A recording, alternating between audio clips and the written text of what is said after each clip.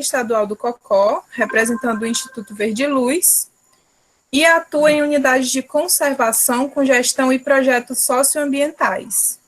O Gabriel, ele está atualmente fazendo mestrado em Ecologia e Recursos Naturais pelo programa de pós-graduação também da UFC e faz pesquisas com impactos ambientais decorrentes de invasões biológicas. Ele, essa noite, veio fazer uma palestra para a gente sobre isolamento social e desligamento de indústrias, impactos da pandemia no meio ambiente. Gabriel, tu pode ficar à vontade para iniciar. E é isso.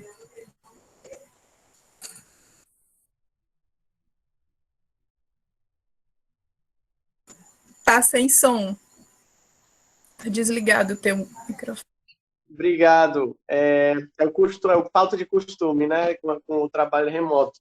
Então, gente, antes de tudo, boa noite a todas e todos. Fico muito feliz com esse convite, né, para esse evento tão importante. Eu dei uma olhada nos temas também, nas apresentações, muito debate legal, né, muita coisa legal que vocês estão construindo. Então, parabenizo todo mundo que está na organização, né, a todo mundo que está construindo esse evento e espero poder contribuir de alguma forma, tá bom? Gente, só para eu, antes de começar, algumas dúvidas aqui metodológicas. Vocês estão vendo a minha tela ou não? Sim, tá tudo certo. Vocês estão vendo os slides ou vocês estão vendo o meu rosto? Slides. Pronto, tá ótimo. E o som tá legal também, né? Tudo ok. Tudo certo. Então, pessoal, vamos começando, né?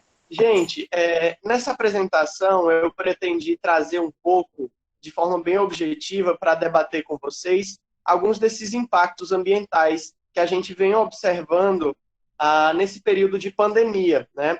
A gente viu muito na internet, muitos relatos, fotos, né? De imagens que chamam muita atenção, chegamos a ver imagens que viralizaram, né? De animais nas ruas, de redução de poluição atmosférica, limpeza do ar, né? Ali das águas de rios, riachos, lagoas transparentes, eu vou falar um pouco disso. Mas algumas coisas, às vezes, não são o que parecem, né? Então, esse é um dos assuntos que eu quero trazer para cá, para a gente poder ter uma reflexão crítica a respeito desses impactos da pandemia ao meio ambiente. Se existem, se não existem, em que grau eles ocorrem, né? E qual a relevância deles a curto, médio e longo prazo. Tudo bem? Então, antes de tudo, queria situar a gente na atual situação, né? A gente está aqui no Brasil, pelo menos há cerca de 3 meses, no período de pandemia e com afastamento social, né? Com isolamento social. A pandemia ela já se iniciou em dezembro do ano passado, em Wuhan, e já está agora, em boa parte dos países, já em situação de desaceleração ou de controle, né? Aqui no Brasil, a gente ainda não tem um cenário estabilizado e temos um número crescente de casos e de óbitos a cada dia, né? Então, hoje no planeta, a gente chega a quase 8 milhões de casos confirmados, né? Uma pandemia já atingindo um nível bastante significativo, comparando com outras que já ocorreram recentemente, e 434.796 vidas perdidas por conta dessa pandemia, né? Algo bastante grave, inclusive. E aqui no Brasil, a gente vai avançando a passos largos, né? Chegando agora aos primeiros lugares no mundo em número de casos e em número de óbitos, né? O que é bastante crítico e nos coloca num cenário de alerta constante. No Brasil, hoje, a gente tem 904.734 casos confirmados de Covid-19 e 44.657 óbitos, né? Vale ressaltar que esses casos confirmados são subestimados e que provavelmente, segundo dados da Fiocruz, a gente hoje tem cerca de 7 vezes esse número de casos aqui no país. Então, já superamos, com uma boa distância, o número de 1 milhão de casos. E isso, com cerca de 8 dias de atraso, é refletido no número de óbitos, que também está sendo subestimado. E vale destacar, pessoal, que essa subestimação ela agora se transforma, né, em política nacional, e a gente precisa de uma espécie de cooperação entre os jornalistas para estarem divulgando os dados reais que a gente tem de Covid-19. Né? Então, esses dados que eu estou compartilhando já são dessa força-tarefa dos órgãos de comunicação do país inteiro. E hoje, exatamente dia 16/6, a gente registra 3 meses da primeira morte no Brasil, que foi um idoso, né, de 60 anos, que infelizmente veio a óbito em São Paulo. Tá? Então, pessoal, nesse momento crítico que todos nós estamos vivendo, né? Nesse momento que, se você considerar toda a complexidade da situação, a gente não tem precedentes, né? Nesse momento em que a gente vive uma pandemia que é também resultado da nossa forma de vida, da nossa forma de interagir, né? Em comunidades de centenas de milhares de pessoas, às vezes milhões, como é o caso das metrópoles, todas respirando o mesmo ar, bebendo da mesma água, trabalhando em locais fechados e avançando sobre os ecossistemas, a gente, infelizmente, acaba chegando nesse estado, né, de pandemias cada vez mais severas e mais constantes. E nesse cenário de pandemia, a partir do momento em que é declarada a emergência global, é declarado também o distanciamento social em cada cidade, em cada estado, com diferentes níveis de isolamento e distanciamento, mas em comum a gente tem as características, né, da pandemia, quando você observa, que são o silenciamento das vias, né, a ausência de pessoas circulando cada vez mais nos espaços públicos, nas praças, nas praias, nas ruas, nas escolas, universidades, shoppings, mercados, cinemas, tudo esvaziado. E isso, com certeza, nós sabemos, gera consequências em todo o meio que a gente está, né? Lembrando que a cidade não deixa de ter sua integração ecossistêmica. Não é porque é uma cidade que deixa de ser meio ambiente, né? Então, na cidade, seja com a concentração que for, nós ainda vamos ter espécies de fauna, ainda vamos ter espécies de flora, e essas cidades vão geralmente fazer limites, né, com áreas mais conservadas, áreas mais preservadas, que têm ainda suas populações de espécies nativas circulando, né? Como é o caso, por exemplo, de Fortaleza, como é o caso de Quixadá e tantas outras. E o que será que acontece com o meio que a gente está quando a gente deixa de circular e vai para dentro de casa? Essa é a primeira pergunta que eu já vou deixando para a gente refletir. E a segunda pergunta é algo que potencialmente gera um impacto ainda muito maior, que é o giro da engrenagem socioeconômica, das indústrias, sobretudo, né? O que acontece quando a gente desliga boa parte das indústrias? Claro que nem todas foram desligadas, mas boa parte sim das chaminés foram fechadas, boa parte sim dos motores de combustão interna foram desligados, além de todo o tráfego, né, de automóveis, de trem, e o tráfego internacional de aviões, que também é grande produtor de poluentes atmosféricos, tudo isso foi bastante reduzido. E aí, os impactos são vários, e a gente vai tratar aqui. Mas eu vou seguir uma linha muito direta para a gente, de fato, ver se esses impactos são ou não significativos a médio e longo prazo. Tudo bem, pessoal? E, gente, só para eu saber, vocês conseguem se comunicar por aqui comigo? Estou vendo aqui agora as mensagens. Beleza. Legal, galera. Então, pessoal, continuando, né? Nesse cenário que a gente tem de cada um na sua casa, né? Todo mundo guardado no distanciamento social, todo mundo que pode, né? E o desligamento das indústrias, isso tudo combinado vai gerar uma série de efeitos diferenciados na natureza, né? Lembrando que impacto ambiental pode ser impacto positivo ou impacto negativo, né? É qualquer alteração antrópica, qualquer alteração humana no meio. Então, se o estado original era seres humanos circulando e chaminés liberando compostos, né? É esperado que isso vá mudar muita coisa. E aí, pessoal, essas imagens que vocês estão vendo agora, né? Das ruas desertas em vários locais do mundo, foram imagens que viralizaram, tanto das ruas desertas, das praças, dos monumentos turísticos, quanto essas que vocês estão vendo agora, aqui eu fiz essa coletânea de vários locais do mundo, principalmente turísticos, imagens de antes e durante a pandemia, tá? Então, sempre vocês vão ver aí uma imagem mais embaçada, que é uma imagem tirada do mesmo local, no mesmo período do ano, no ano passado. Então, são fotos de 2019, as mais embaçadas, né? Já essas mais limpas são fotos tiradas, a maioria em abril agora, durante a plena ascensão da pandemia no mundo inteiro, em boa parte do mundo, né? Então, pessoal, é visível a diferença que a gente tem na facilidade, né, de enxergar na limpeza do ar. Isso aí a gente nem precisa de testes, né, nem precisa de análise de satélite para perceber. E por ser tão evidente, isso viralizou na internet, né? Não sei se vocês chegaram a ver alguma dessas imagens, e todo mundo ficou espantado com o quanto a nossa ausência no meio urbano comum, público, melhorava as condições atmosféricas, né?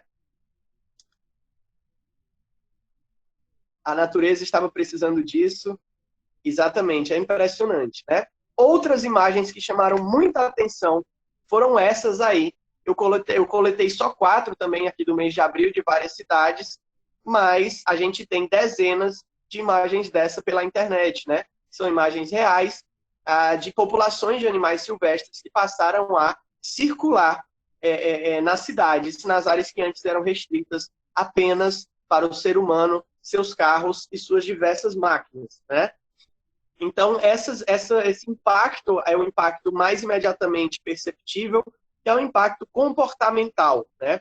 Não necessariamente é o impacto a nível de população, a nível de abundância, mas é o impacto que a gente vai perceber na mudança de comportamento desses animais, por motivos um tanto quanto óbvios, né? Você tem a redução da poluição acústica pela ausência de carros, da ausência de pessoas circulando, de barulho.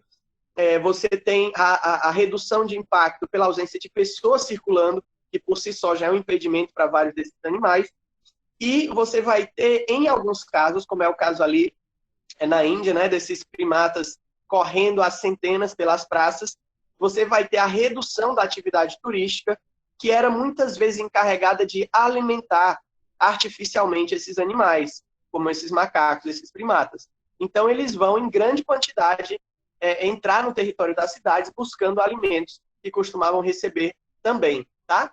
E outros aí, como os bodes, né, o javali, os veados e outros vão simplesmente se sentir mais à vontade, se sentir mais confortáveis para circular no ambiente, no meio ambiental artificial, no meio ambiental construído, né? Mas aí, pessoal, surge a pergunta, né? Será que essas mudanças foram reais? Será que essas fotos são reais? Será que não ocorreram montagens? Será que isso de fato é constatado na natureza? E a resposta é clara, sim, isso tudo foi real e essas fotos são reais também, tá? E meu celular acabou de cair aqui, mas tudo bem. Então, pessoal, tudo isso que eu estou falando foi paralelamente constatado pelas pesquisas científicas, né, sobretudo pelas análises de satélite, que monitoravam os poluentes na atmosfera. Então, essa imagem que vocês estão vendo aí é uma imagem da região norte da Itália, né, em que a gente tem do lado esquerdo o mesmo período de 2019 e no lado direito o mesmo período agora durante a pandemia, certo? Em fevereiro, sobretudo. Então, ali do lado direito, você tem o auge da pandemia na Itália, naquele momento de lockdown completo, em que quase todas as atividades não essenciais, quer dizer, todas as não essenciais estavam paradas, né? Quanto mais escuro, pessoal, o vermelho nesse mapa térmico, maior a concentração de poluentes na atmosfera. E o que são esses poluentes? Esses poluentes são, sobretudo, monóxido de carbono, óxido nitroso e materiais particulados, né? Que são aqueles em inglês que chamam PM, né? Que são aquela fuligem, podem ser materiais sólidos ou líquidos, de baixo calibre, então gotículas, né? Fuligem de atividade industrial e outros componentes que são principalmente liberados pelo escape de automóveis, pelas fábricas e por outras atividades de combustão. Tudo bem? Então, essa situação que foi flagrada por satélite na Itália, ela é a mesma encontrada também aí na intersecção entre a França e a Alemanha, também ali uma pontinha da Itália, em que a gente vê do lado esquerdo, antes da pandemia, do lado direito, depois da pandemia, como que está a densidade, a concentração de poluentes na atmosfera, evidenciando mais uma vez com clareza o efeito positivo na limpeza do ambiente que a gente teve durante a pandemia. e mais essa aí que a gente tem também mostrando a redução. E isso, pessoal, são muitas. Aqui no Brasil, também em Minas Gerais, tá? Do lado esquerdo, o mesmo período de 2019, quanto mais vermelho, né, e mais verde, você tem mais poluentes, quanto mais roxo escuro, menos poluentes. E isso foi constatado no Brasil, nas metrópoles como um todo. Aqui em Fortaleza, a qualidade do ar, de onde eu estou falando, né, melhorou em cerca de 50% por monitoramento feito nas rodovias. E isso virou notícia em todo canto, eu botei só um aqui. Pesquisas da NASA apontaram ar menos poluído durante a pandemia do coronavírus, tá?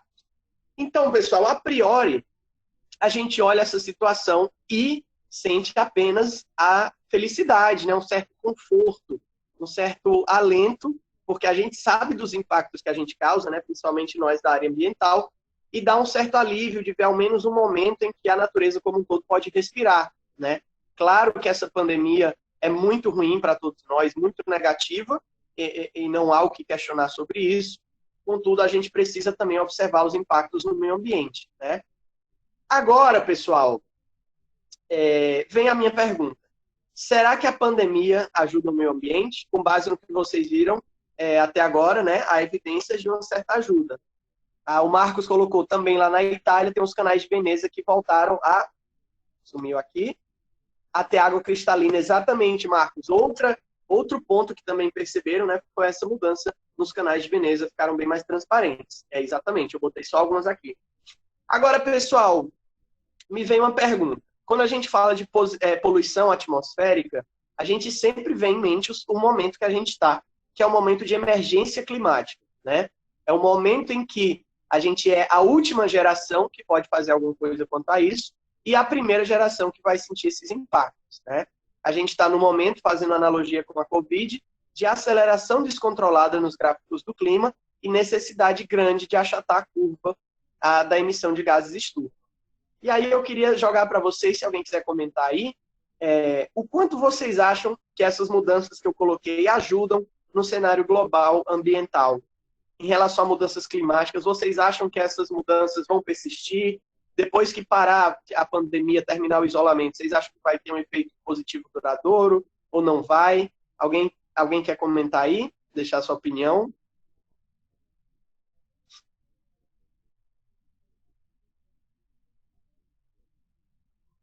Vamos lá, pessoal. Alguém já falou aqui. Marcos falou, com certeza não. Infelizmente, acho que não, a Thaís Bort colocou. Né? Vocês não acham que isso seria duradouro, né? Gadara também, eu acho que não.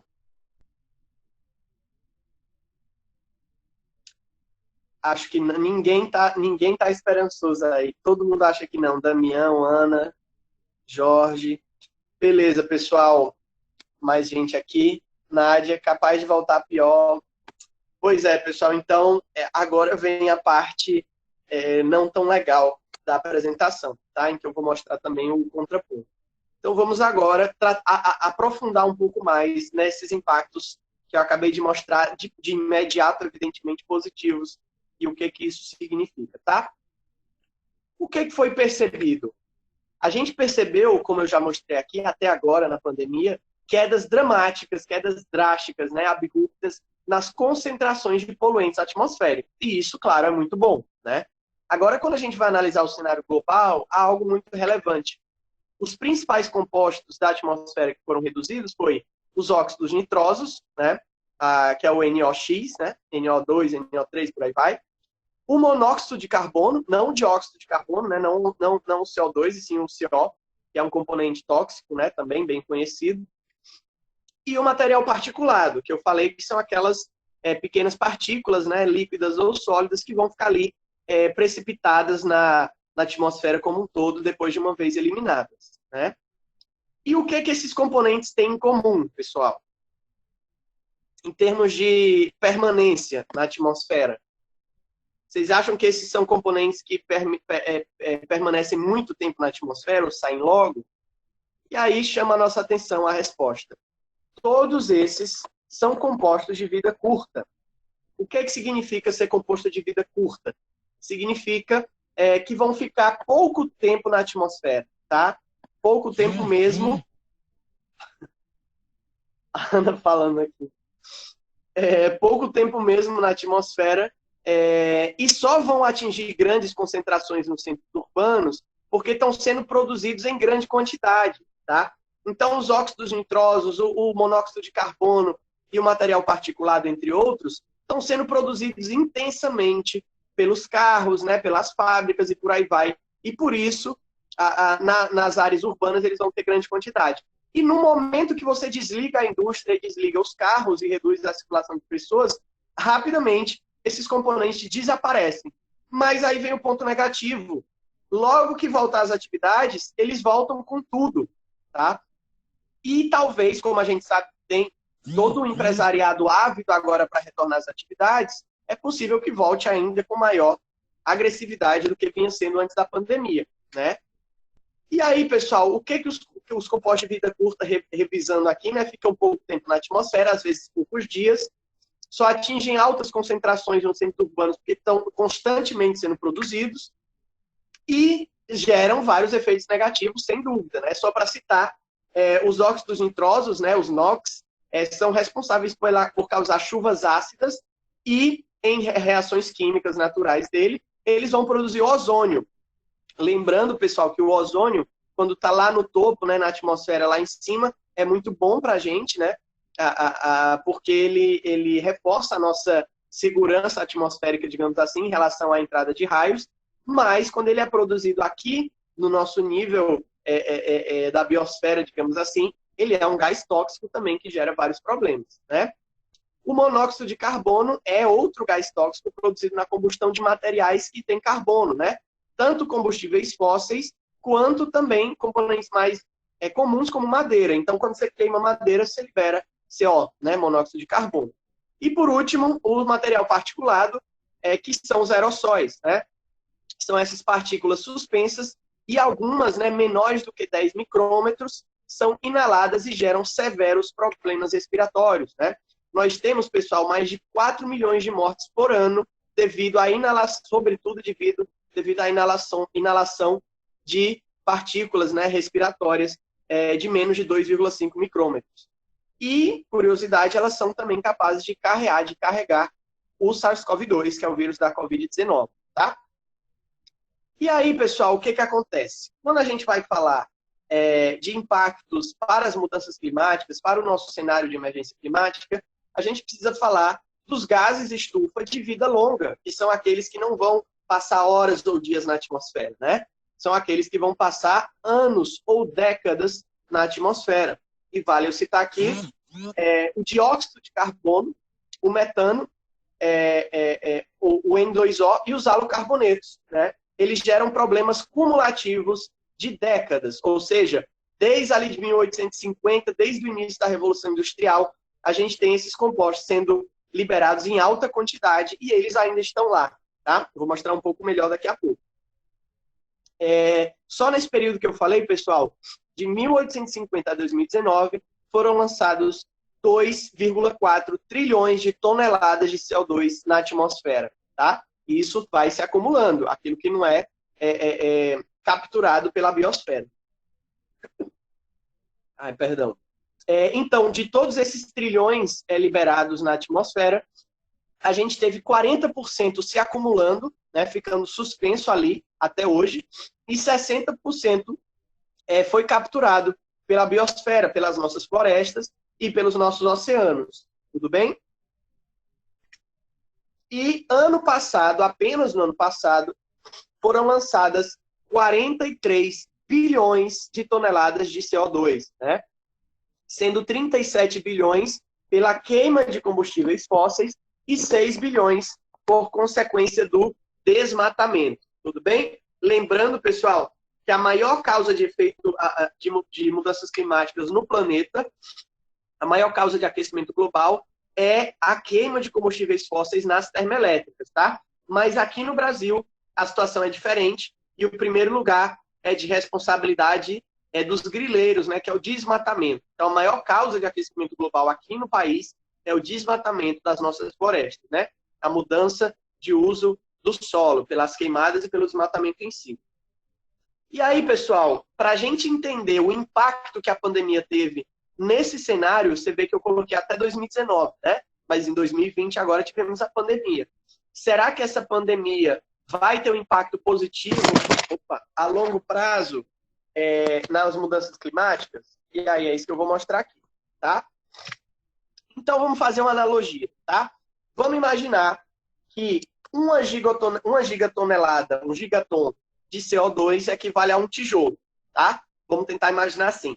Esse tijolo significa 1 gigaton de CO2. Então imagine que ao longo dos últimos anos a gente construiu um grande muro, né? Como eu mostrei no slide passado, um grande muro com 2,4 trilhões de toneladas de CO2, tá? E esse muro, vou falar alguns dados agora, as emissões de 1850 para 2019 formariam um grande muro de 2.400 tijolos, tá?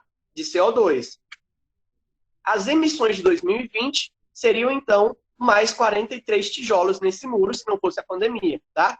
Por que vocês podem imaginar 43 tijolos? Esse é o número mediano de tijolos por ano, tá? Então, ano passado, 2019, foram adicionados 43 tijolos de CO2 nesse grande muro, tá bom? E agora com a pandemia, qual é a perspectiva? A Covid apenas nos impediu de adicionar 2 ou 3 tijolos nesse muro, tá? Então imaginem, pessoal, se esse muro tem 2.400 tijolos acumulados, e esse ano a gente colocaria mais 43 tijolos, a gente vai passar a colocar 42 ou 40 tijolos. Deu para ter uma dimensão? Então a gente consegue enxergar um pouco melhor assim com a analogia do quão baixo impacto tem esse isolamento, esse desligamento de alguns meses da indústria para o cenário geral de emergência climática. Tudo bem? E o cálculo, né, que alguns cientistas fizeram é que no ano de 2020, a pandemia, o impacto da pandemia, vai reduzir 5,7% das emissões de gases de estufa. Então, tudo isso que está acontecendo vai reduzir apenas 5,7% das emissões nesse ano, tá? E a perspectiva é que ano que vem já esteja tudo normal e se continuar a tendência do Brasil, com mais tijolos ainda sendo colocados aí. 44 tijolos, por exemplo, tá? Então, a pandemia não será sentida no quadro climático. A pandemia como um todo, o isolamento que a gente está vivendo, não vai ser sentido no quadro climático como um todo. E isso a gente lamenta e, ao mesmo tempo, a gente precisa transformar em responsabilidade para o pós-pandemia, tá? Tem outro ponto ainda que vale a gente destacar aqui em relação às mudanças atmosféricas por conta dessa nossa ação de reclusão, de isolamento e desligamento durante a pandemia, que é o efeito da redução dos aerossóis, né, que é aquele material particulado, e a permanência do dióxido de carbono. O que acontece? Com o desligamento das máquinas, da indústria e o isolamento, né, redução de circulação de carros, esses aerossóis vão diminuir sua densidade na atmosfera muito rapidamente, né, o que é bem evidente. Mas, ao mesmo tempo, a atmosfera como um todo vai continuar com aquela grande quantidade de dióxido de carbono. E qual o efeito disso? Os aerossóis, pessoal, apesar dos pesares, apesar de fazer muito mal para a gente, eles fazem uma camada que, de certa forma, reduz a penetração da radiação solar até o nível ali do solo. Então, com a redução desses aerossóis, a incidência da radiação solar vai ser bem maior, né? E o CO2 ainda lá para reter essa radiação na atmosfera quando ela for voltar, ter a sua reflexão, né? Então, a redução disso, por incrível que pareça, é do aumento imediato da temperatura.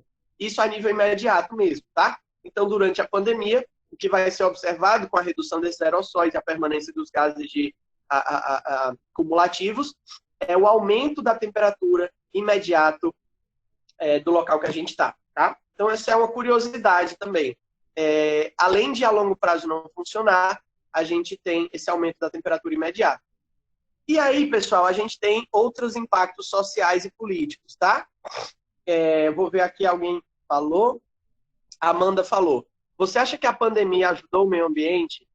Eu vi muitos compartilhamentos de animais andando nas ruas e o ser humano estava jogando menos lixo, pelo menos é o que parece. Exatamente, Amanda, é o que eu comecei colocando aqui. A gente percebe um impacto imediato positivo para a fauna, claro, porque a gente vai reduzir várias formas de poluição, tanto a atmosférica quanto a sonora, né, quanto a de resíduos sólidos. Mas o que acontece? Essa redução da poluição é temporária, e é isso que eu estou querendo colocar aqui. Ela é muito rápida, né? Aqui em Fortaleza, a gente está monitorando a fauna e também estamos percebendo esse cenário muito bonito da fauna reocupando a cidade, saindo das unidades de conservação e reocupando a cidade. Mas isso a gente sabe que no momento em que o ser humano voltar para a cidade, 2, 3 dias já volta a ser como era em relação à fauna, né? Então ela vai voltar. Há um impacto positivo a médio prazo, que provavelmente nesse período de respiro, né, a fauna ela vai estar descansando mais, ela vai estar se reproduzindo mais, se alimentando melhor. Então a gente pode ter uma melhora a nível populacional que vai ser sentida depois para várias espécies, né, que estão mais tranquilas nesse momento. Mas isso é também muito efêmero, é algo que logo que a gente retome as atividades, a gente volta a impactar se a gente não mudar nossos hábitos, né? A chance que a gente tem de tornar isso permanente é mudando os nossos hábitos, que a gente vai chegar daqui a pouco. Mas, pessoal, para além da química, da física, da biologia como um todo, a pandemia também tem implicações políticas, né?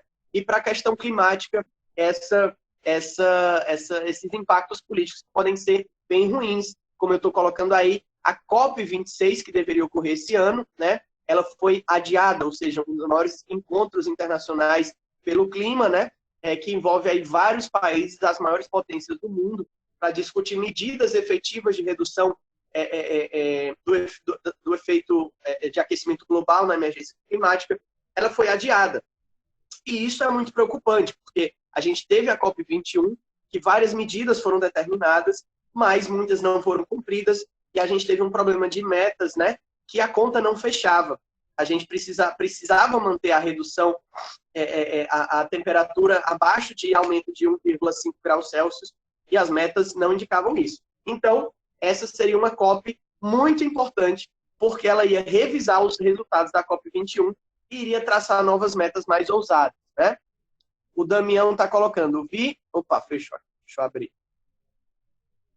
Vi aí uma reportagem gravada com você no Parque do Cocó, e lá você mostrou muito bem o impacto que teve da pandemia. Fica a parte boa da pandemia, na sua opinião. Damião, foi muito legal gravar essa reportagem. Para quem não viu, pessoal, a gente entrou numa unidade de conservação que estava há 50 dias sem receber visitas, né? É uma unidade de conservação que chegava a receber 2.000 pessoas por dia e passou a receber nenhuma, né? Então a gente percebeu, sim, várias mudanças lá bem positivas, né? As trilhas estavam sendo reocupadas pelas plantas, a floresta estava tendo sua sucessão ecológica e reocupando áreas que não tinha, né? A gente percebeu também os animais com um comportamento diferente. Logo que a gente chegou, os animais entraram em desespero, porque não viam seres humanos há meses, né? Então foi uma gritaria. E a gente percebeu também raposa, guaxinim e outros animais que não circulavam fora do parque, circulando ali nas praças e ruas. É a mesma coisa que a gente vem falando aqui, né? Mas isso, mais uma vez, é um impacto positivo, mas é um impacto de duração curta, né? Quem já teve alguma experiência com análise de impacto ambiental vai perceber que quando você analisa a profundidade do impacto e analisa também a duração, né? No caso logo que a gente retorna, ocorre a reversão do impacto positivo.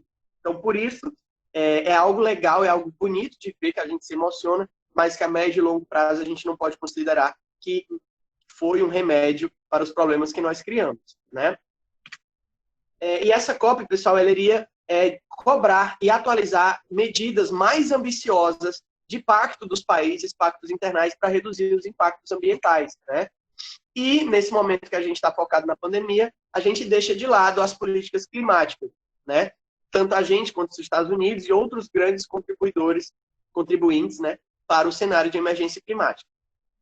E isso, pessoal, é algo preocupante também.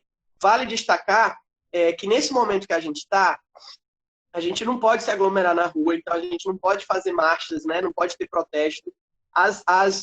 O parlamento, né, as unidades políticas parlamentares não estão funcionando corretamente, com as audiências públicas, com o contato presencial, com aquele calor humano, né?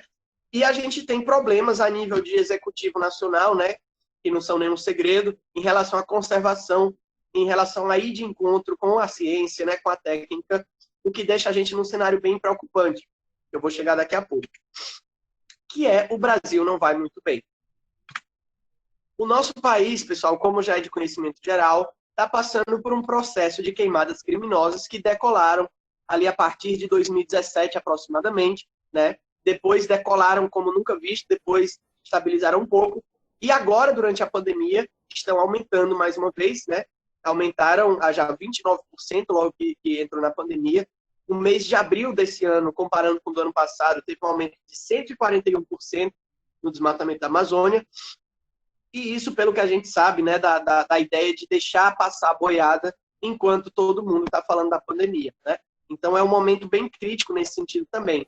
E aí, aquilo que eu falei lá no começo, pessoal, a gente tem o Brasil quebrando o padrão geral das termoelétricas como maior causa de aquecimento global, e aqui a maior causa é o desmatamento. Então, nesse momento delicado, nesse momento em que a atenção não está voltada para a crise climática, a gente tem um aumento do desmatamento e uma tentativa incisiva de flexibilização do licenciamento, da grilagem, né, e de várias outras iniciativas na Amazônia. Então, esse é um dos pontos também que a gente precisa ficar atento, que é o desfoque que a pandemia... Oi? Pois não. Alguém falou alguma coisa? Bom, continuando, eu ouvi alguma voz, eu não sei se falaram alguma coisa. Bom, então, nós tivemos a... Oi? Bom, e nós tivemos a demissão, né, do diretor do INPE, porque estava divulgando os dados, né, e o momento impede, né, esses protestos de pressão popular. Ou seja, a Lilian colocou, os próprios grileiros estão sendo responsáveis por levar o Covid para as aldeias indígenas. Exatamente, Lilian. Isso é outro ponto muito sério, né? Nesse momento de pandemia, a gente tem cerca de 20 mil grileiros nesse momento na Amazônia, desmatando e levando o Covid, né? De fato, Thaís, é muito, muito grave, né? E aí a gente tem populações em situação de vulnerabilidade socioambiental sem qualquer suporte para dar segurança para elas durante a pandemia, né? E nesse cenário há um potencial de continuar aumentando o desmatamento e, portanto, a emissão de gases estufa, né? E o governo e a pandemia bloqueiam as ações de fiscalização. Deixa eu ver aqui, alguém falou. Gabriel, você acredita que a crise política que estamos vivendo, que estamos passando, também colabora para os impactos ambientais? Pode-se dizer que a pandemia camuflou os problemas ambientais? Com certeza, Marcos e Lid, né? Pessoal, a pandemia camuflou tudo, né? Claro que justamente, merecidamente, porque de fato a gente está vendo um momento de exceção completa, né? Algo muito, muito sério que, claro, precisa ser o centro das atenções. Mas outras pautas também de grande importância ficaram de lado totalmente, né? Então, o governo, juntamente com a pandemia, acabam prejudicando muito o meio ambiente numa esfera mais sistemática, né? O governo, com suas medidas da crise que a gente está falando, né? Reduzindo a fiscalização, como a Ana está colocando aí, reduziu para quase metade a fiscalização, a gente teve 1/3 das multas aplicadas nesse mesmo período, né?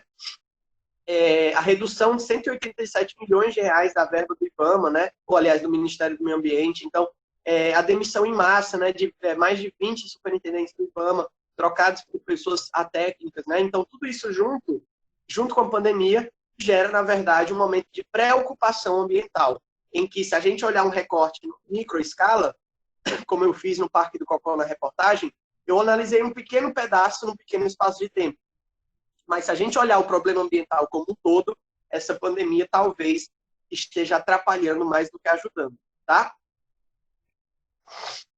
E como eu falei, durante a pandemia, logo que começou, o desmatamento da Amazônia disparou em 29%, né?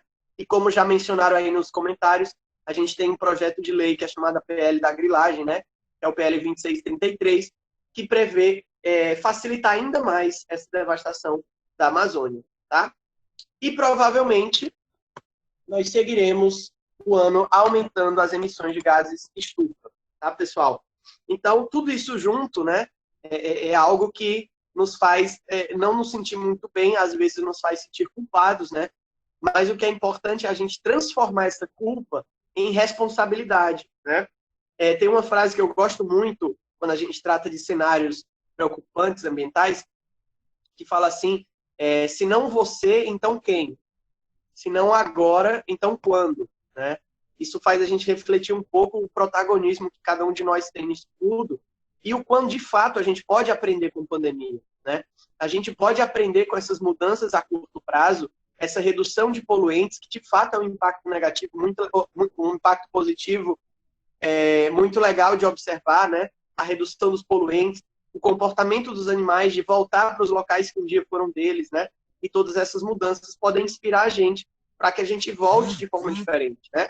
Para que a gente volte para o novo normal, pensando em soluções para o problema que a gente está e exigindo mudanças de fato significativas. E aí, pessoal, entra nas soluções, né? As soluções para esse cenário que a gente está, o tempo que eu tenho tá caminhando aí. Então, pessoal, como a gente está falando, né, de impactos ambientais positivos de curta duração, mais efêmeros, e a gente está falando da deposição cumulativa, né, acumulativa de gases de efeito estufa, a gente precisa de uma solução cumulativa também.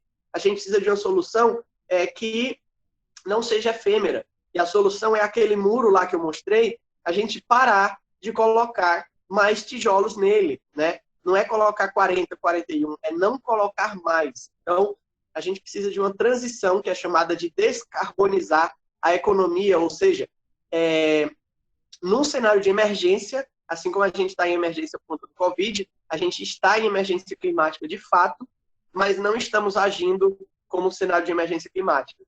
Por ser algo mais parcelado, a gente acaba empurrando para frente e não considerando a seriedade do que a gente está, que pode, inclusive, gerar impactos muito mais severos do que a própria pandemia, né? Então, descarbonizar a economia e fechando a torneira de todo o setor das energias fósseis é algo muito sério, né? Achatar a curva do aquecimento global. O gráfico, pessoal, do aquecimento global e da emissão de gás de estufa é aquele o gráfico epidemiológico, igualzinho, pelo menos da primeira etapa. A gente está na aceleração descontrolada, né? E a gente precisa desacelerar e chegar no controle para estabilizar aquela curva de gás estufa acumulado, que é exatamente esse muro que eu mostrei, né? E isso só é possível com a mudança geral de política, de economia e da forma como nós interagimos com a natureza como um todo, tá? E aí, pessoal, eu queria jogar para vocês agora, queria saber o que vocês acham disso, como é que vocês enxergam essa situação que eu coloquei aqui. Vocês acham que tem solução? Vocês estão fazendo algo? Conhece alguém que está fazendo algo? Se alguém quiser comentar aí, pode falar também ou escrever. Alguém quer contribuir?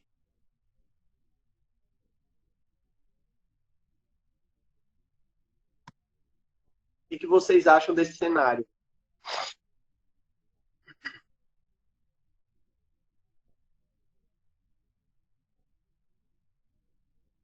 Ninguém?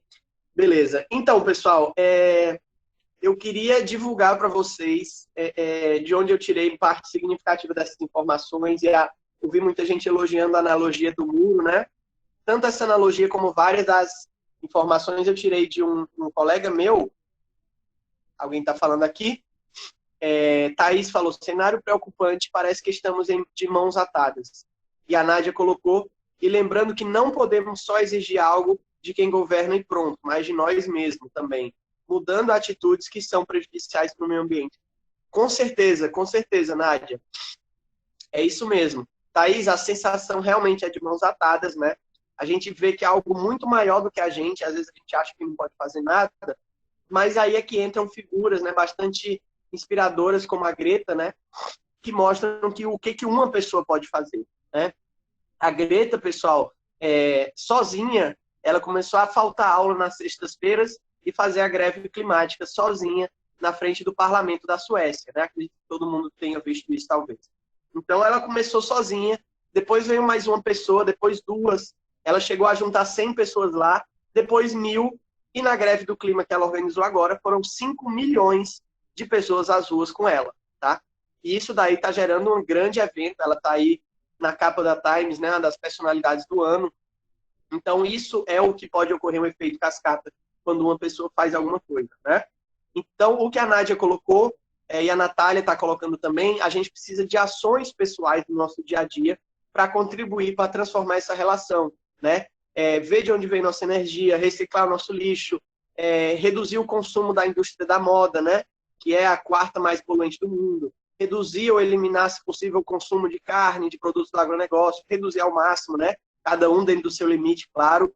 Mas, pessoal, para além das medidas individuais, há algo muito importante, que é a pressão dos órgãos públicos e do governo para que ele transforme a sua forma de economia, de industrialização, né? Vale ressaltar, por exemplo, quando a gente pensa na água, só 6% da água do Ceará é para consumo humano, tá? 94% é, sobretudo, para a indústria. Então, a gente precisa destacar isso, né? Então, o poder público e o poder privado, né, o campo privado, tem uma importância muito grande para além dos nossos hábitos pessoais, né? Estão colocando aqui necessidade de sairmos da zona de conforto. Marcos botou, é isso mesmo, Marcos. A Nádia botou, compartilhar algo que sabemos ajuda muito, com certeza. Produtos veganos são das melhores invenções. Com certeza, Ana, estou descobrindo isso agora. Muito legal mesmo. Reduzir o consumo de sacolas, das embalagens inevitáveis, é isso mesmo, Michele. Reduzir o uso de plástico de uso único, né? Nossas atitudes são importantes e a indústria produz muito mais, isso é um fato. O Alisson está falando aí. Precisamos de políticas públicas de controle de poluentes, certeza. É necessário políticas ambientais mais eficazes e o cumprimento dela. É isso aí, pessoal. O caminho é esse que vocês estão colocando. Como o meu prazo era 21/10, então o que eu queria colocar é isso. A pandemia pode sim ter um impacto ambiental positivo, e esse impacto é, sobretudo, nos nossos hábitos. Se a gente utilizar isso para amadurecer, entender o quão frágil é esse equilíbrio inteiro e o quão frágil nós somos também enquanto espécie, né? Lembrando, pessoal, que um vírus foi capaz de parar a humanidade, né? Às vezes a gente se sente absoluto, né? Se sente todo poderoso, como se todo o planeta tivesse a nosso serviço. Isso não é verdade. Tudo que existe no equilíbrio ecológico está sempre por um fio. É um equilíbrio muito tênue, né? Nesse nosso pálido ponto azul, que é o planeta, tá?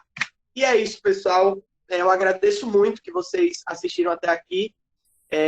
Quem quiser, tá aí o meu e-mail e o meu Instagram, né? Eu não estou entrando agora no Instagram, mas quem quiser mandar e-mail, qualquer coisa para eu mandar as referências.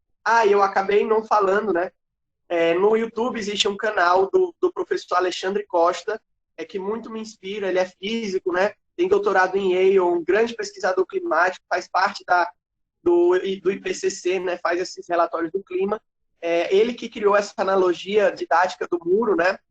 Para falar do CO2. E ele tem um canal no YouTube. O nome do canal é O Que Você Faria Se Soubesse o Que Eu Sei. É uma frase que um cientista climático uma vez falou quando estava sendo preso pelo que fazia em relação ao clima, né? Gente, muito obrigado. Estou lendo aqui os comentários. Muito obrigado a todo mundo. Vocês são demais. Todos os próximos eventos, se eu for convidado, vou sempre participar, tá bom? E tá aí meu e-mail, quem quiser contato no Instagram também. Muito obrigado pelo convite. Muito bom.